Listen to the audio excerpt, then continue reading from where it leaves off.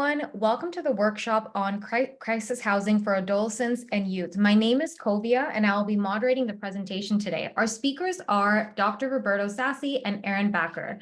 Dr. Roberto Sassi is a child and adolescent psychiatrist and is the psychiatrist-in-chief at BC Children's and Women's Hospital, and he's also an associate professor in the Department of Psychiatry at UBC. Our other speaker, Aaron Backer, is a housing manager at Coast Mental Health, which is a Vancouver-based nonprofit organization dedicated to helping people with mental health and substance use-related issues. Aaron has firsthand experience working with vulnerable adolescents and youth and also provides great insight on today's topic. We'll be answering questions at the end of the presentation, so please send your questions in the Fetal Loop chat. I'm now going to hand it off to our speakers to begin the presentation. Thank you. Thanks so much, Kobe. Appreciate the nice introduction. So I'm hoping to do a little bit of an overview on the mental health in young people, some of the connections with the homelessness, and then I'm going to pass it on to Aaron to talk about a very exciting program available here in the BC. Oops. And I'll start with the knowledge, gratitude that I'm calling from the unceded, ancestral, and the traditional territories of the Coast Salish people, in particular the Musqueam, the Squamish, and Tsleil-Waututh nations, and the city that is colonially known as Vancouver for the people that are not familiar with the BC geography. And that's where BC Children's is located. So starting with the very basic idea that I'm sure that many of the participants here are familiar with, in particular some of the names that I do recognize from Children's Hospital, that mental disorders are disorders of the young people, disorders of the youth. When you see an older adult, 30s, 40s, or 50s, with a mental disorder, a psychiatric presentation, and the vast majority of cases, it started with young people. It started when they were young, and this is a chronic, persistent problem that we see in adulthood. And this is something that we know from several different lines of evidence. One of the most striking one is a major study done in Dunedin, New Zealand, that has been following people from the birth all the way to the late 40s, early 50s right now. So this has been going on for quite a while. And the data was collated in 2020, showing that when you do regular assessments of people from birth all the way to their mid-40s, you can see different diagnoses arriving over time. And when you focus on the age at the first mental disorder diagnosis, the vast majority of them started in younger years. So it's sort of before the age of 25 for sure. And as you can see here on this graph, the majority of the people that ended up with a diagnosis of a mental disorder had their presentation initiating at the ages between 11 and 15. And then at the next assessment that happened at the age of 18 and then 21 and so on. So as you can see, the majority, the proportion of this cohort that had a mental disorder being diagnosed started that in younger years. And what we do know is that the younger the diagnosis, the more complex the presentation. And what do I mean by that? Is that when you see someone in their 30s or their 40s that would present with the very first time with the psychiatric disorder, it tends to be a single diagnosis. It might be a panic disorder, it might be a depressive disorder, for instance. When you see young people, like we do see clinically in our program here, the majority of them have a series of diagnoses. So it might be a combination of ADHD plus an autism spectrum disorder, plus depression, plus anxiety, plus PTSD and trauma, and so on. And this is something that we know clinically and was also captured in this particular cohort, where the people in New Zealand that were diagnosed at the ages 11 to 15, for instance, were way more likely to have 5 or more psychiatric diagnoses at the time of their presentations. We're not talking that they became more complex as time went by. They started their journey in terms of a mental health treatment already with a high level of complexity, with a presentation that for us on a diagnostic and the medical perspective had to use different terminologies and different diagnostic labels to understand a little bit better. And that's why they ended up much more likely to have 5 or more diagnoses, and that tendency decreased as they became older when you tend to see more people here on this lighter shade of blue having one single diagnosis. So young people start their trajectories already with a level of complexity that is quite different when contrasted with the older adults with a psychiatric presentation with a mental disorder. So keep that complexity in mind. And not surprisingly, given that this is a disorder of young people, this is a problem that affects young people disproportionately. When you look at the overall burden of a variety of medical illnesses, including cardiovascular problems, diabetes, and kidney disorders, and the cancers and injuries, young people tend to be much more burdened with the mental health, with all the consequences of a mental health disorder than older adults. And this is data that comes from a systematic study across a variety of countries in the planet conducted by the World Health Organization that looks at the disability of different disorders. So we looked at the time that someone spends with the disability. And this is a broad concept of disability. It's not only a disability because you cross the threshold of not being able to work, but also disability because you're missing a few days of work, you're missing a days of school, or you're not performing to the best of your ability because, again, you're struggling with a particular illness. When you look at disability in those broad terms, what you can see here in red is that mental disorders tend to affect in both sexes, again, here, both genders, both male and female, on both sides of this particular scale here, much more likely to affect young people and younger adults than, for instance, cardiovascular disorders, where you see most of the impact, most of disability happening in the mid-60s to mid-80s. Same with diabetes and kidney disease. I'm not showing here on the slide the other ones for cancers and injuries, but the mental disorders are disorders of young people and affect young people across the world in a disproportionate way and cause a lot of distress and disability.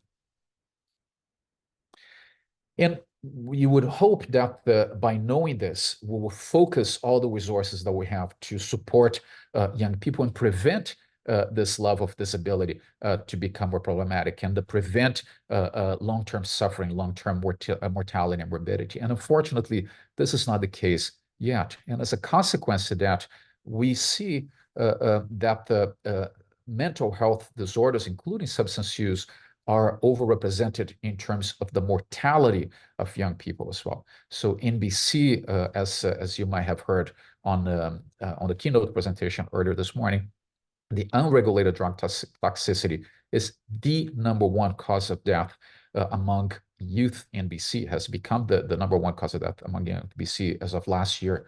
And it's right now the #1 cause of death for people ages 10 to 59. Suicide comes in second, but then at about half of the rate than drug toxicity. So you can see the importance of the conversations that we're going to have today.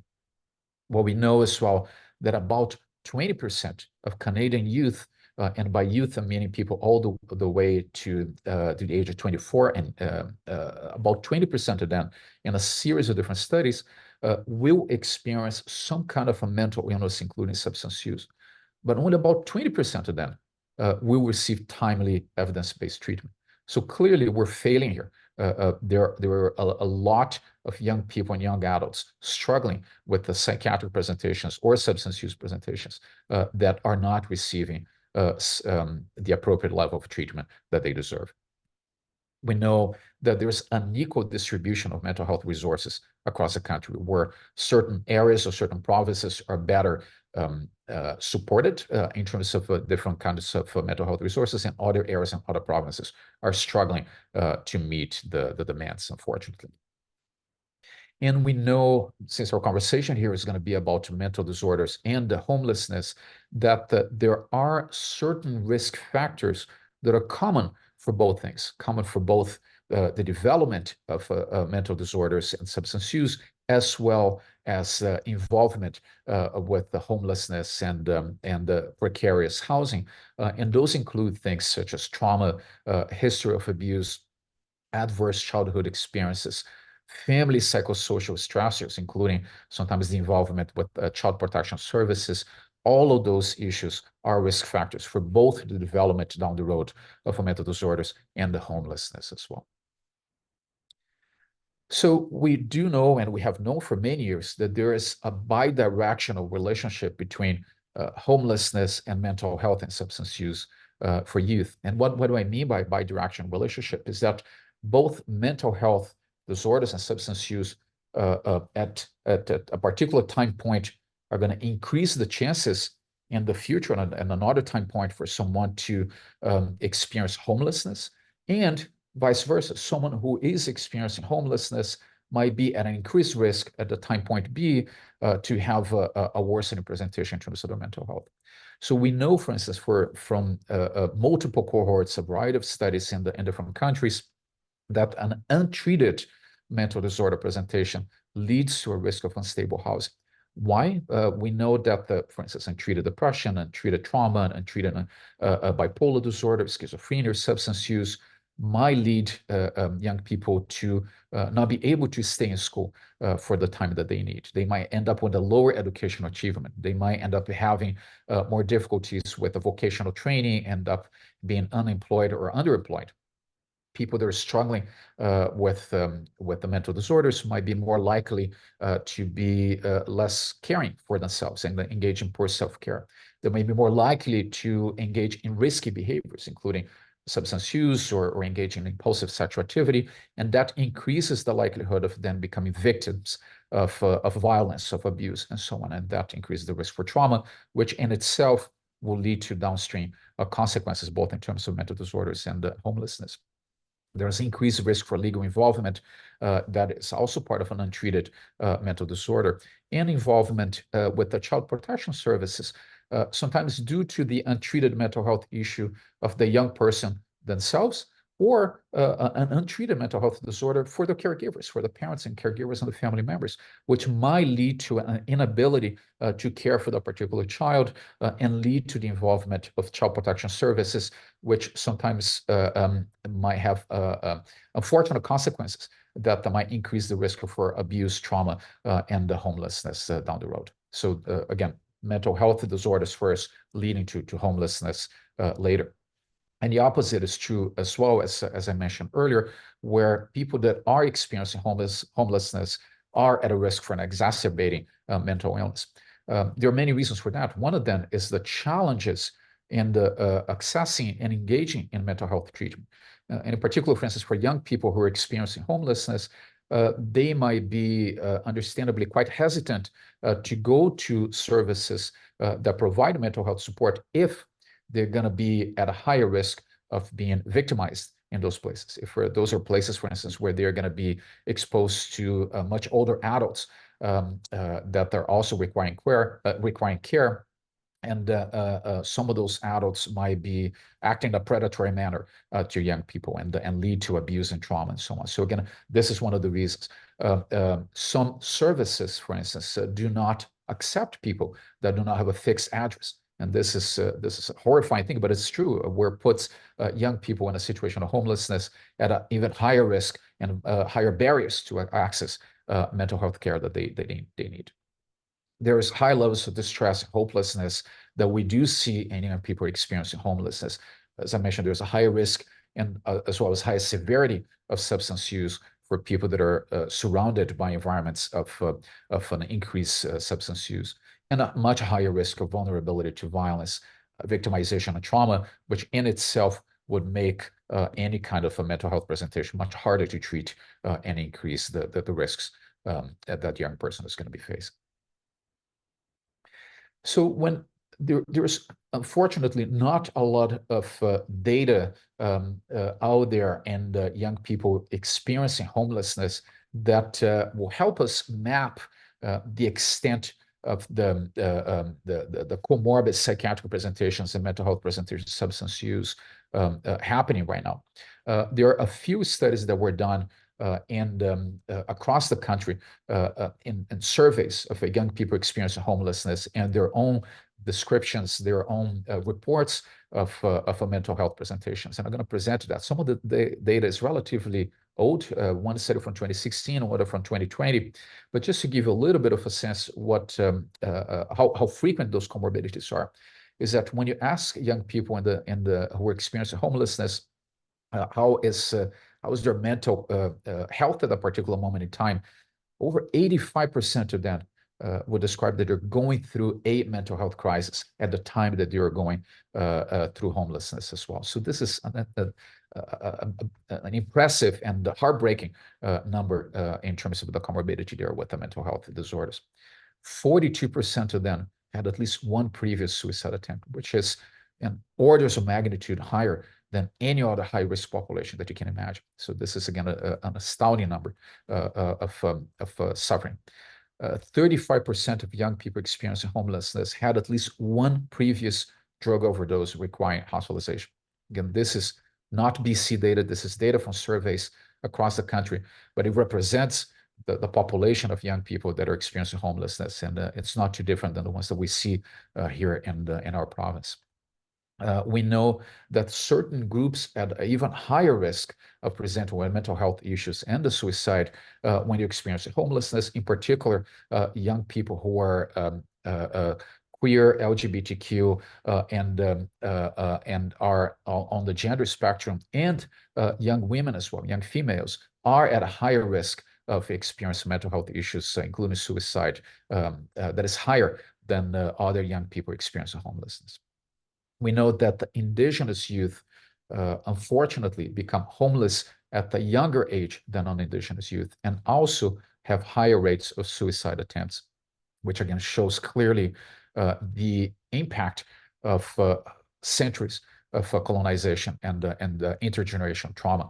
Again, there's nothing, and this is true also for LGBTQ or female young people, there's nothing inherently wrong about people that are indigenous or LGBTQ and so on. It's clearly an impact of the societal forces that are causing ongoing trauma and challenging the lives of young people that are in a situation of homelessness. And finally, studies that have compared adults experiencing homelessness with the young people experiencing homelessness have repeatedly seen that adults are less likely to have comorbid mental health presentations compared to young people experiencing homelessness. So we tend to see a much greater prevalence of severe mental illnesses, including recurrent major depressive disorders, bipolar disorder, schizophrenia, in young people experiencing homelessness than we see with adults. With that in mind, there are a few reports in our province describing the numbers of people experiencing homelessness in British Columbia. The most recent estimate that I could find was the one that was published by the BC Housing group, and looked at the people that have experienced homelessness at any point in the year of 2021. And what they have done, those surveys, they came up with a number that is around 26,000 individuals experience homelessness at some point throughout the year. Of those, about half were experiencing chronic homelessness, and this was defined as being homeless for the duration of the year of 2021. So that means is that about half of the people experiencing homelessness they have their homelessness experience addressed within those 12 months. So they go in and out of an unstable housing situation. So, but it's about 12,000 to 14,000 that experience a chronic homelessness. Of all those 26,000 individuals in the province of BC, about 11% of them are 25 years old and younger. And as you can see on this, I hope you can see my pointer here. As you can see here on this group of the 0 to 24, there's a relatively equal distribution between males and females, and that changes quite dramatically as the ages become older and the homelessness, when you see men much more likely to remain homeless and stay homeless as they're older compared to young people. And young people, you see a relatively balanced distribution between men and women. So that's one of the things that we tend to understand. We have to understand and address in a more systematic way. So how can we prevent this from happening? How can we help young people to remain in stable housing. Stable housing might be with family, if that's a safe place for them. It might be with other caregivers. It might be other different solutions. But is there any way that we can prevent the unstable housing situation that might lead to more chronic homelessness? There is a few initiatives that are looking at addressing, in particular, this transition from living with family and caregivers as a young person into homelessness as a young adult. And I'm leaving here the QR code, so you can, if you want to take a picture and go directly to the websites, you can do that. One is a BC based one, so it's a BC homelessness prevention program. It's a provincial government one that tries to prevent the transition to homelessness for a variety of high-risk groups. And in particular, for young people, they're targeting young people and transitioning out of foster care, because that is a high-risk group, again, a moment of high vulnerability for young people to end up with unstable housing and a homelessness situation. So there's some details in terms of how that program helps people transition to more stable housing. The other one is one that is being launched across the country, and I'm not familiar with any places in BC that are necessarily doing this strategy, but I understand that this is something that's being launched all over Canada. It's called Upstream Canada. So this is based on an evidence-based model from Australia, where there is a universal screening instrument that is done in schools, and that tries to identify young people at school that are at risk of school disengagement. So people that are struggling with poor attendance to school, that are falling behind from an academic point of view, that are getting into trouble, behaviorally and being suspended and so on from school and schools. They have learning difficulties. They have a hard time with stability at home, with the parents bringing them to school on a regular basis and so on. So those are young people that will be at the much higher risk of dropping out of school later in their school years, and as a consequence of that, also be at a higher risk for homelessness as well. So there is some interesting data coming out of Australia, and that has been informing the launch of this particular program here in Canada. So it'll be interesting to see how different jurisdictions are introducing this particular program in their communities. And finally, once you have someone who is already experiencing homelessness, again, so this is not a prevention programs anymore, but how do you address someone who is experiencing homelessness and struggling with the mental health concerns and the substance use at the same time? The data shows us that when you try to offer family interventions, individual therapy or medications, group interventions that address substance use and mental disorders, what we do know is that there's not a lot of benefit, unfortunately, unless you can help the young person to exit homelessness. You can help them to transition to a more stable housing situation. And that is something that we have been seeing in the data over the last 25 years, and that shift, the approach to what is called now the housing first philosophy, the housing first approach. So this is something that has been applicable in adults as well as young people, where the first thing that you wanted to do is offer housing, help someone to exit the situation of homelessness. So there's no prerequisites for the housing first approach. So you don't expect someone to be engaged in mental health treatment or to be completely sober before you offer an exit strategy out of homelessness. It's the opposite. I mean, you wanted to offer the exit first, and then the young person can engage in treatments and supports that will hopefully help them to move to a point of less problematic drug use and addressing mental health.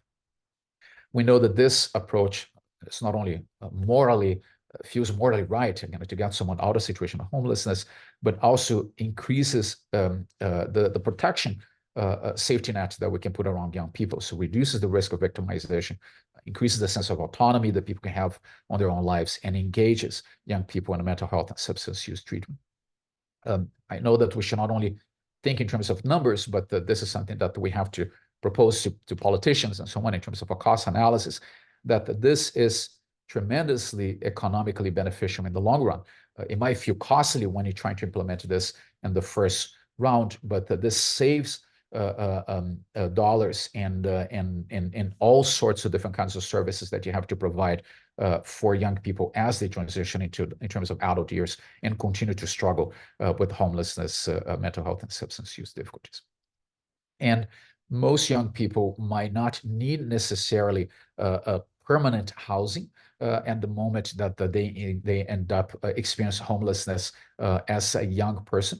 And most of the services that are currently available that use this philosophy have an approach of rapid rehousing or short-term assistance that tends to have a better data for young person.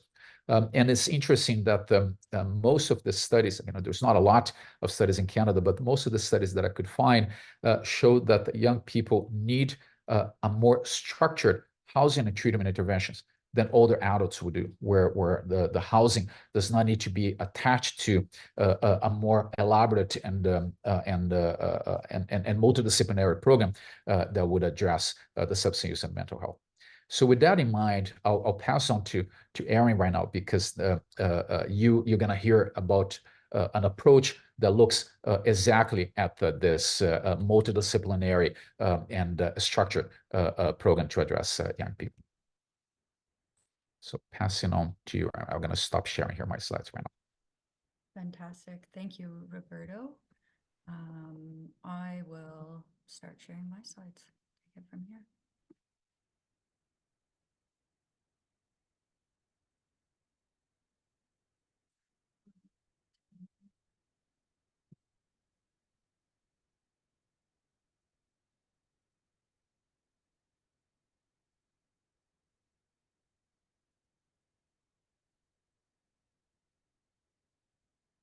Sorry, folks, I just got to get this onto the same screen here.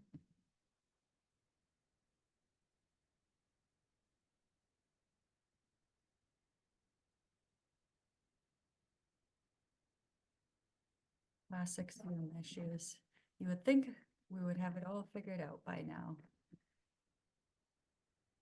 Do you want me to do it? I have your PDF, Erin, if that helps. I think I'm 25 seconds away from having it Okay. working. But if that's not correct, then I will We have a plan B. definitely No worries. ask you to jump in. Thank you so much. Okay. Alrighty, I am going to share my screen now. Thanks for bearing with me.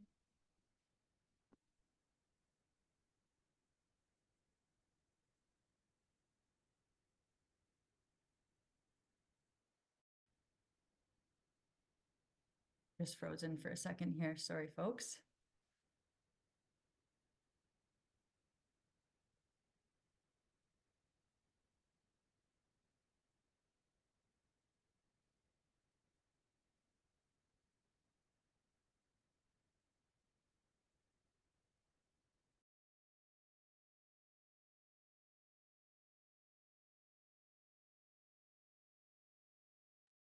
Oh, I think that Erin got dropped off the call. Okay, I can try to see if I can open up the slides on my end as well. Sorry, team. I have those here. So let's see if we can see them. Okay, Can you see them? perfect. Yeah, I can see them just fine. Okay.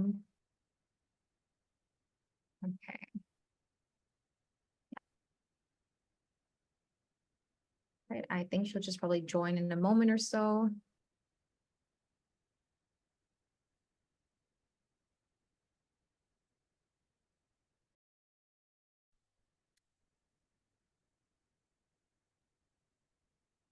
Okay, perfect. 1 second.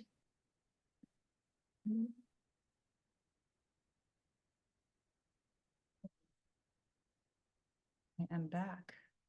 There we go. So I have your slides here as a PDF, Erin, if you wanted to do this. Fantastic. That would be awesome. All right. Thank you so much. Apologies for the delay there. My name's Erin Backer.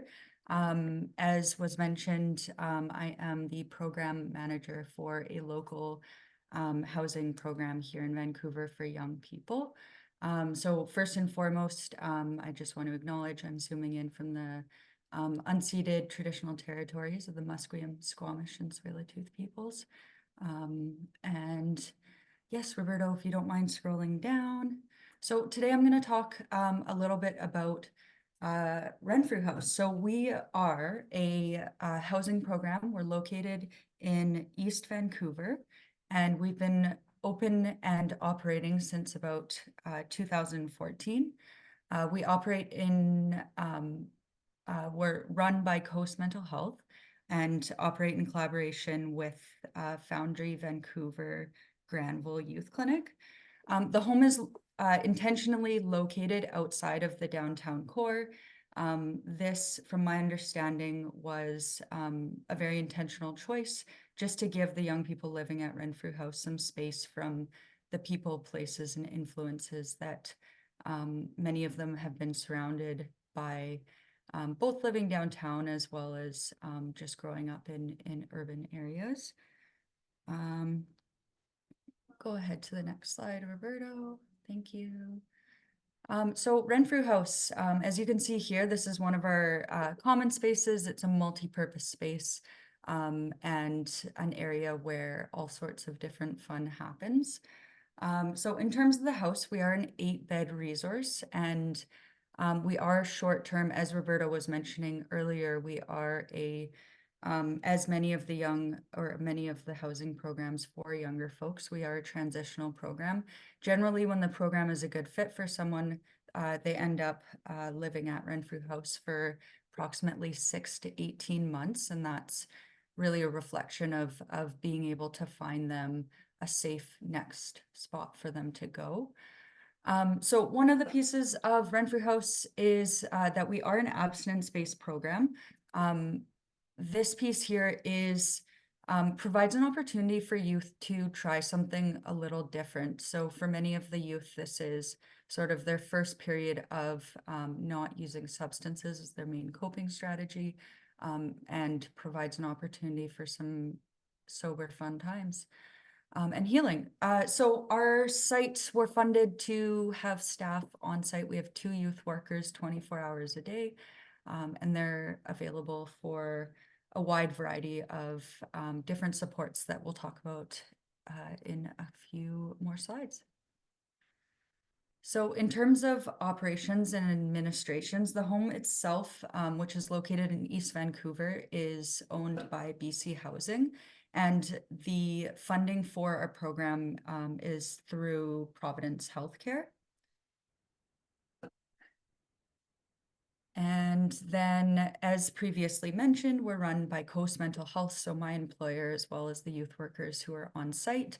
And we work in very close collaboration with Foundry Vancouver Granville. So just a little bit more about Coast Mental Health, my employer. So a couple years ago in 2022, Coast Mental Health celebrated 50 years of providing community services and care for individuals with mental illnesses.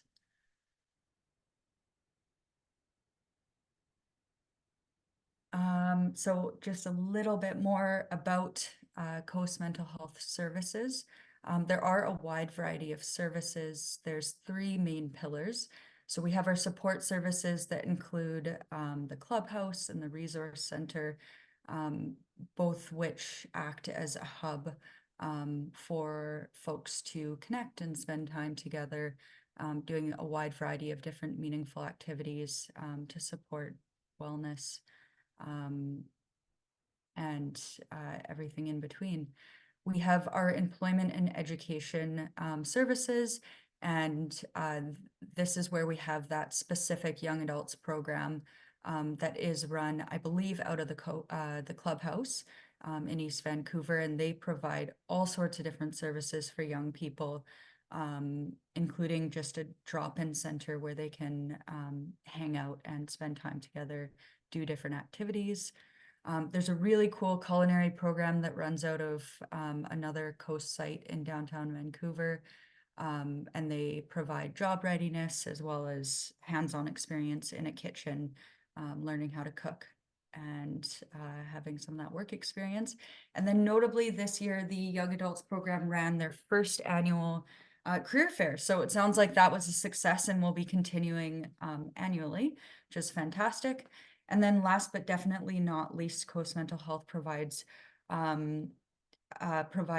housing of all sorts along the housing continuum.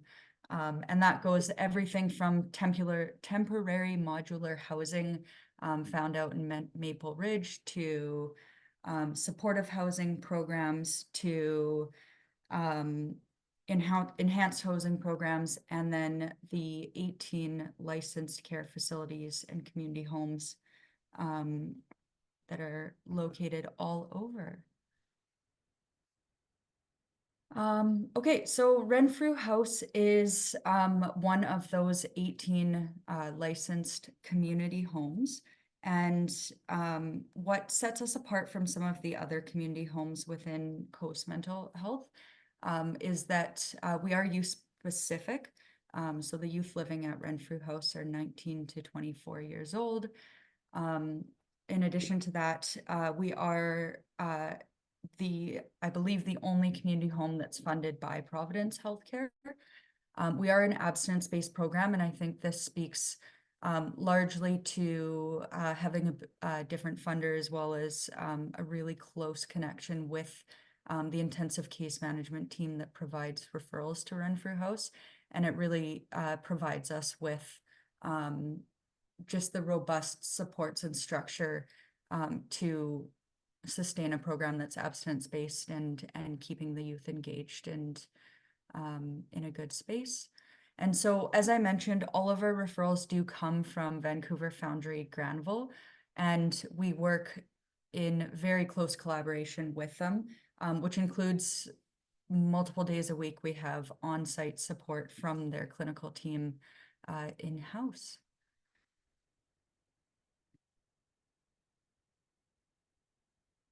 Thank you. So just a little bit more about Foundry Vancouver Granville. I'm sure folks have heard lots about Foundry. So they provide services, wraparound services for youth 12 to 24 years old. And they provide a wide range of different services, including mental health and substance use services, primary care, psychosocial rehab programs and groups, peer support, walk-in counseling, dialectical behavioral therapy, and continuum of care transition from youth to adult services. One aspect of their team is the intensive case management team, and that team oversees all of the referrals to Renfrew House, which essentially means that all of our youth are actively being case managed by the ICM team and are being followed by psychiatry within the clinic. So as previously mentioned, in terms of our referrals, all of our youth are connected with the ICM team. We also, even though Foundry does support some of the younger youth, we do work with youth at Renfrew House who are 19 or almost 19 years old to 24. Our youth come to us tend to have complex mental illness, substance use disorders, or history with complicated substance use, as well as some of our youth come to us with cognitive or developmental disabilities, whether that's suspected or diagnosed when they come to our care.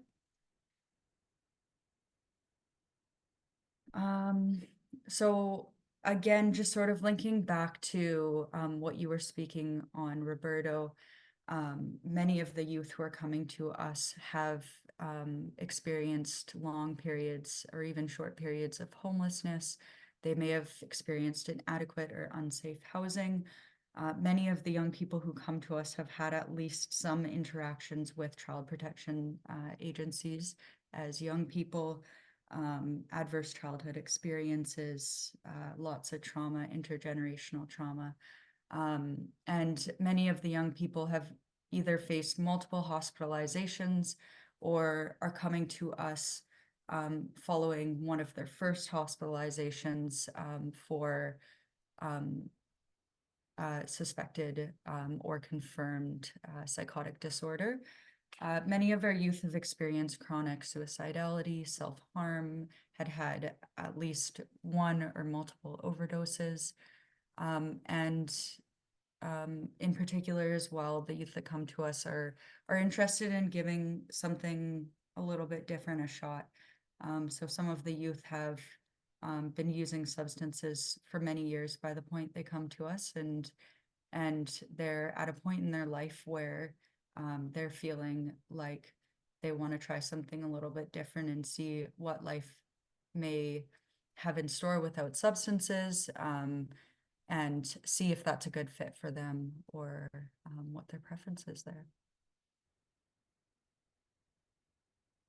All right, so I love this picture. This is a picture of one of the youth rooms, and I think it really captures some of the special aspects of Renfrew House, which is we really are a home-like environment, and we try to make it comfortable, cozy, and family-like. And so our youth are more than welcome to and encouraged to decorate their rooms, to bring in their stuffies. When they move in with us, and it's their home until it's their time, or they choose to leave.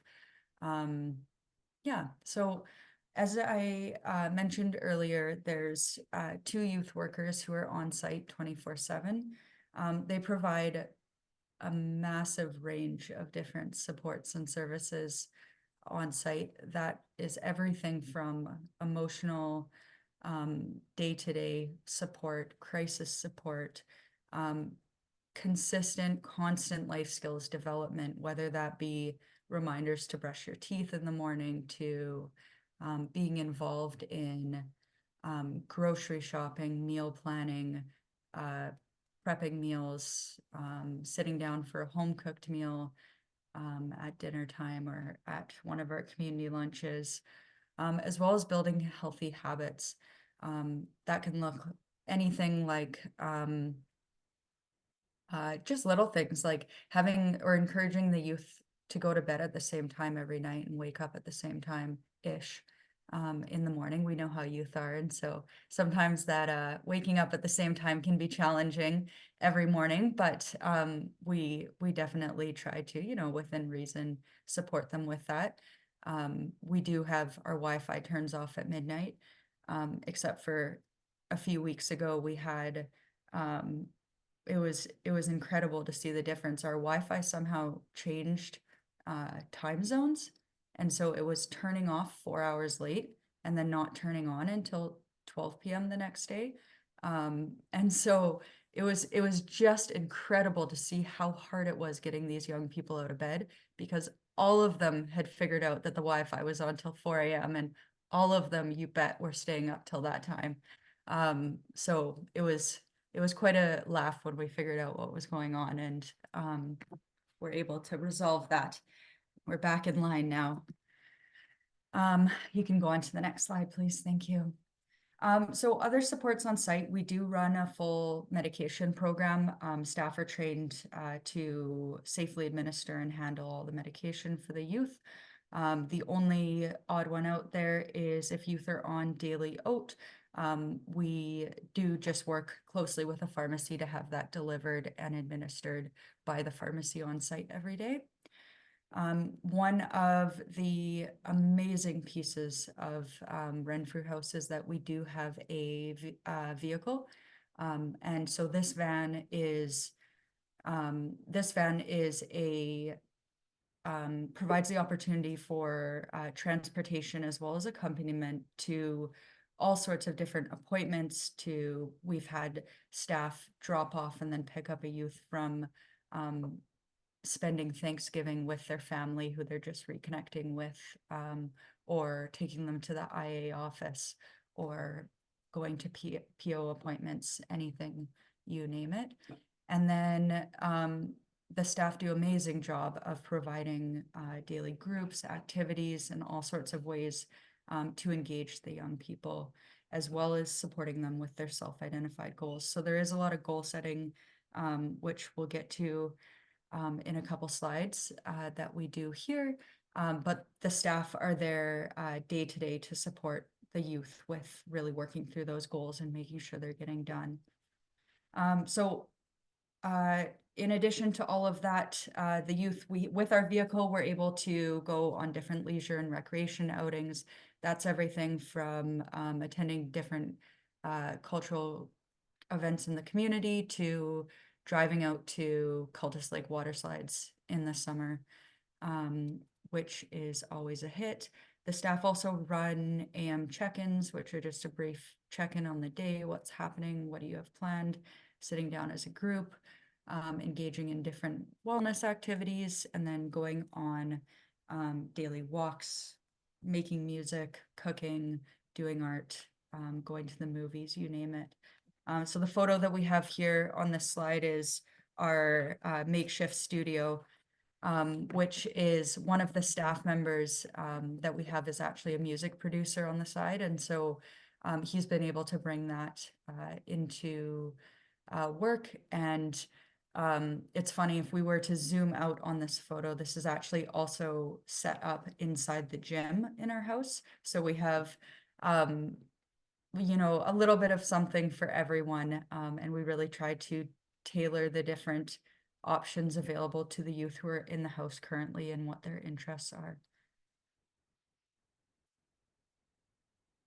Fantastic. So as I mentioned before, we do have a really close-knit relationship with Foundry, which is what makes Renfrew House so special, I think. And this includes just that really close connection with them right from the beginning. Because Foundry is so connected, the clinical family is able to follow the youth throughout their entire time at Renfrew House, as well as being involved in the next steps. Just throughout the way, providing wraparound and integrated approach. And we do meet weekly and chat about each of the youth with the whole clinical team. And that just allows for really, really well-flowing team decision-making and care planning across the board. So some of the clinical services that are provided on-site at Renfrew House by Foundry, of course, the intensive case management. So our front door feels like a revolving door. Someday we have case managers popping in and out, psychiatrists popping in and out. The nature or the close connection also allows for really quick or really close medication monitoring and really quick changes in prescriptions if something's come up for someone. We recently had a youth who was experiencing breakthrough symptoms and was quite psychotic, and we were able to just get that medication change in and delivered that evening so that we could support that young person in the community without having to return to hospital. And then, of course, the foundation of our programming is based in psychosocial rehabilitation.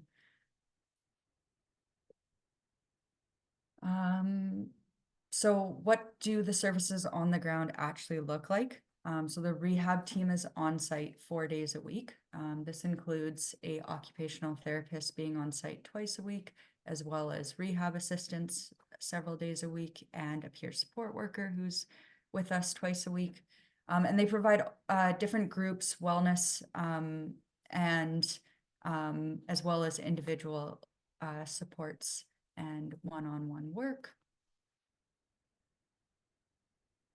I mentioned weekly goal setting earlier in the presentation, and so this is the CMP program that we run, or it's called Contingency Management Program, and it's an incentive-based goal setting program for individuals with substance use disorders, or in this case, with concurrent disorders.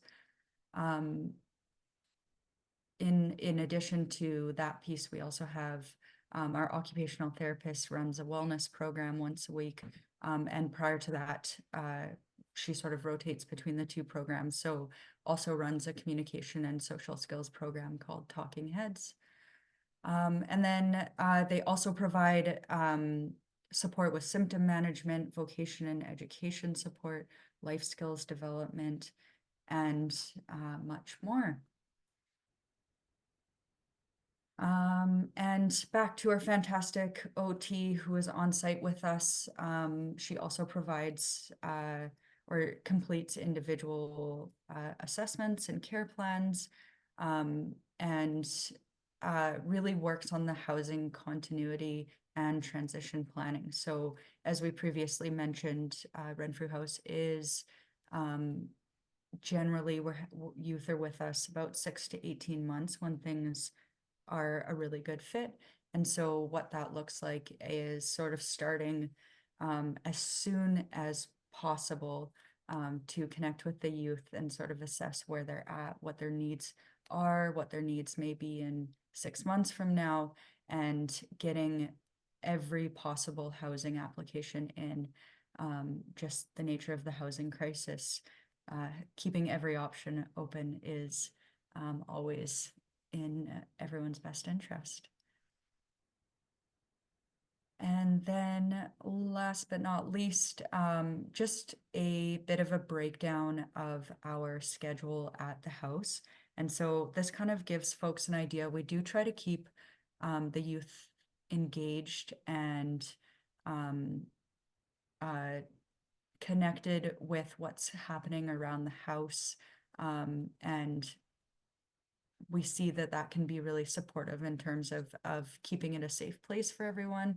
And at the same time, we do also provide quite a bit of free time. So if we were looking at a schedule for a treatment center, this would look vastly different. There is far more free time on our schedule. And this is, again, intentional and provides opportunities for young people who have been with us for maybe 6-9 months and are doing really well and are able to start looking for work and actually engage in some of the mandatory programs that are happening with us, and then spend their spare time out working or volunteering, whatever that may look like.